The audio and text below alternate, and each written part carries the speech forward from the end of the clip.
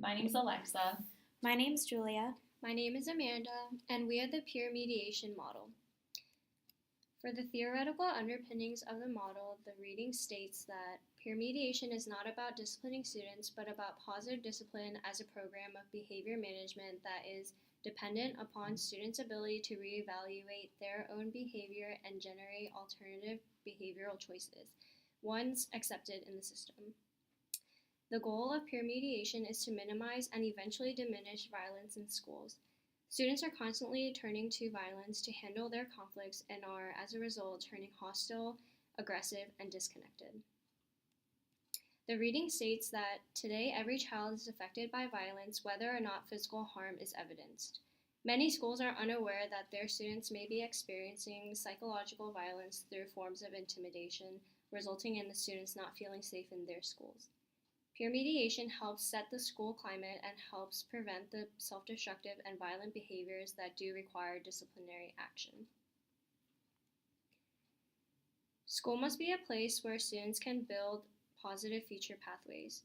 School should be a place where students feel safe and can learn to live and get along with one another and become ready to be responsible citizens, community members, and productive workers in the future. The reading states that many students have no other place from which to gain these experiences. Only schools can extend these possibilities equally to all students. This is the constitutional mandate to the schools. So the model description states that the mediator would have to be a classmate of the two individuals who are experiencing a conflict. The mediator should also be unknown to both classmates in order to avoid any biases. The goal of this model is to have students be able to master conflicts through mediation provided by their peers. Often students revert to these aggressive tactics in order to problem solve because the social skills involving civil mediation were never directly enforced in their schools. So this model aims to change that.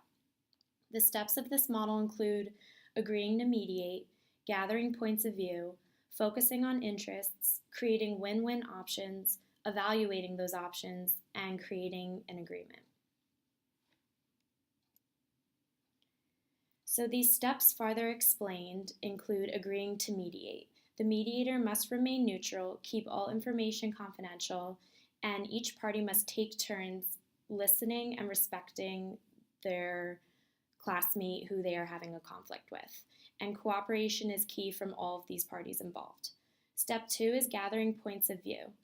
This includes summarizing each side's point of view and clarifying any information. While clarifying, the mediator must make sure to not interrupt, judge, or criticize so no member of the party feels that their point of view is not getting across. Step 3 includes focusing on interests. The mediator should establish what the two non-agreeable sides can agree upon. This includes finding common ground and empathizing with one another, and enforcing the question, what does each side really want from this conflict resolution? Step 4 includes creating win-win options, which involves brainstorming. Both individuals should think of possible solutions that come to mind, trying to come up with compromises, not just resolutions that specifically fits one side. Step 5 includes evaluating these options on the brainstorm list.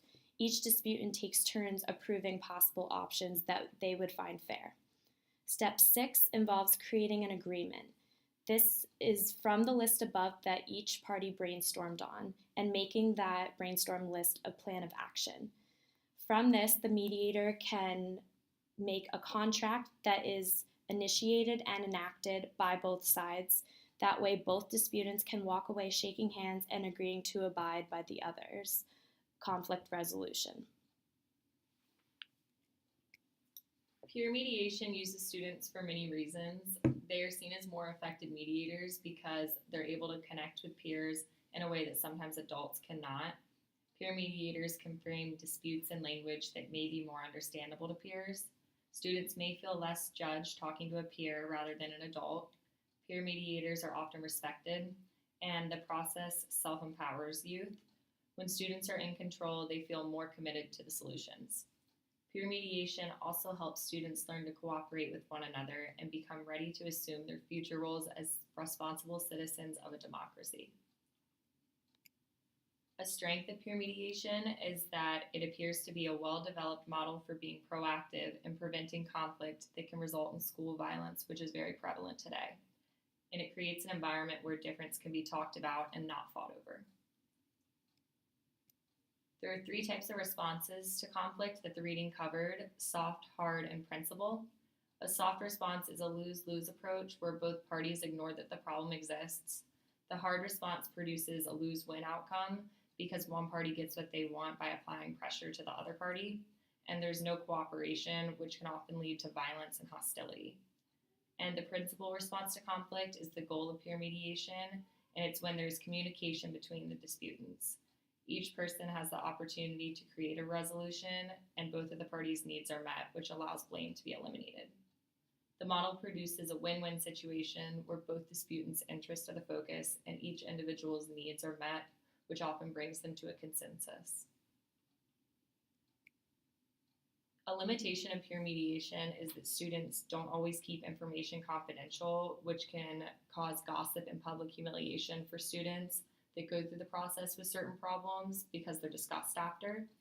And those who created the model specifically stated that it should be used separately from school discipline, but it's often provided as a choice after a school conflict. And when discipline, for example, suspension, and mediation are provided as choices, often students just choose mediation but don't take it seriously.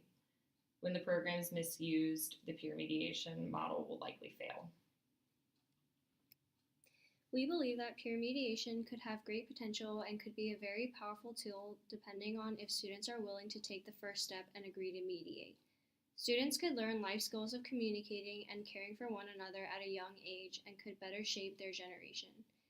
We believe that because it is led by peers, it would be more effective than if it was led by teachers because students would be more comfortable and willing. However, it would be difficult to ensure confidentiality. As perfect as the model sounds, we do not believe that it would always be effective because in certain schools and in certain situations, we don't think that the peer mediation meetings would go as smoothly as desired.